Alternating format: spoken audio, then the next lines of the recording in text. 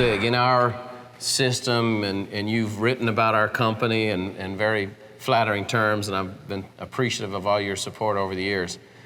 We are always teaching and training our salespeople to stay in contact, to stay, build relationships, provide value, or as they say in Mississippi, value. And so we've been doing this for years and teaching folks to stay the course. And it seems the hardest thing we have to do is to help people be consistent.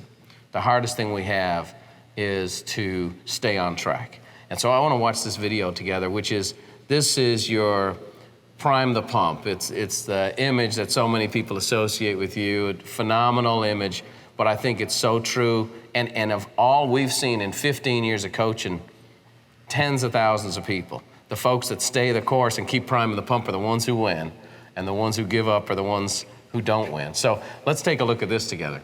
I got a couple of good friends who many, many years ago were riding around in the South Alabama foothills.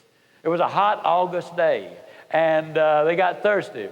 Bernard Haygood was driving, Jimmy Glenn was the passenger. They pulled behind this old abandoned farmhouse, and Bernard hopped out. He ran over, and there was an old pump on the well, and he grabbed the handle, and he started to pump. How many of you have ever used one of these old-fashioned water pumps? Can I see your hand, please? Okay, well, he had just a pumping away, you know it. After about 3 or 4 minutes, he said, Jimmy, better get that old bucket over there and dip some water out of the creek. We're going to have to prime the pump. How many of you know what I'm talking about when I say you got to prime the pump? Well, for you underprivileged non-pumpers, that just means you got to put something in here before you get something out there. Can't you just see an old farmer standing out in the fields in October and saying, Lord, I know I didn't plant a thing this year, but if you give me a big crop this year, I'll plant more than anybody next year. It ain't that way, folks. You got to put something in before you can expect to get anything out. Well, he's just pumping away. You know, that's hot. It's August. I mean, the question is just how much pumping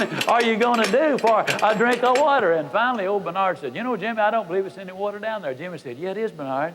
You know, in South Alabama, the wells are deep. And, oh, we're glad they're deep, because the deeper the well, the cooler, the cleaner, the sweeter, the purer, the better tasting the water.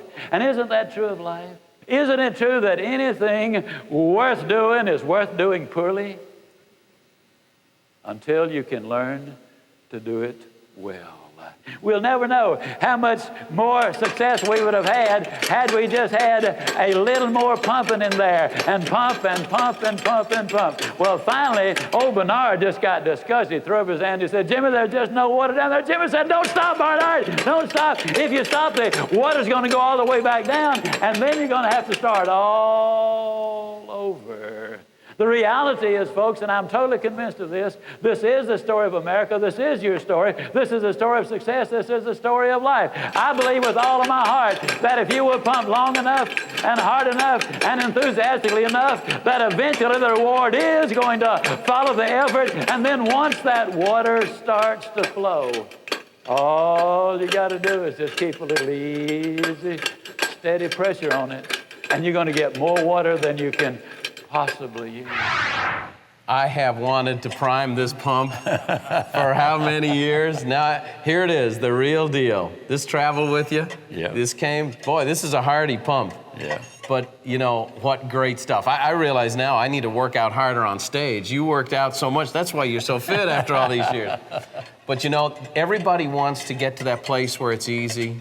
Yeah. You know, everybody wants to get to heaven, but no one wants to die to get there. Yeah. Everybody wants to change their circumstances, but many people don't want to put the hard work in up front. Yeah. And they don't keep the momentum. And I think this is the genius behind this illustration, is that you work hard, that momentum does pay off, and then it becomes easy.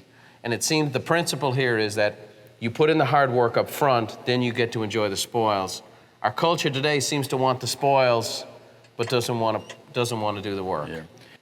One of the reasons I never worry is I'm always busy. I'm always doing something. Mm-hmm. I would no more go on a trip without my book that I'm reading than written by somebody that knows what they're talking about. I always am a student I wish the educational system would say that, you know, a lot of time they say, well, now you've got your college degree, you're an educated person, now go get them.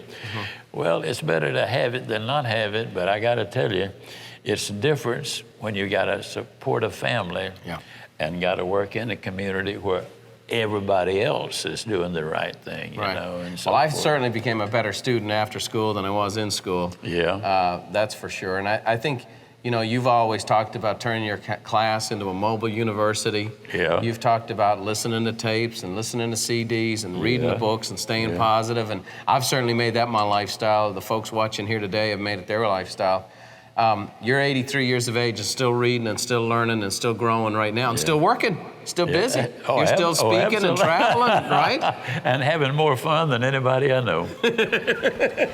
Thanks for watching. If you want more tips on how to think, feel, and do better, check out these videos too.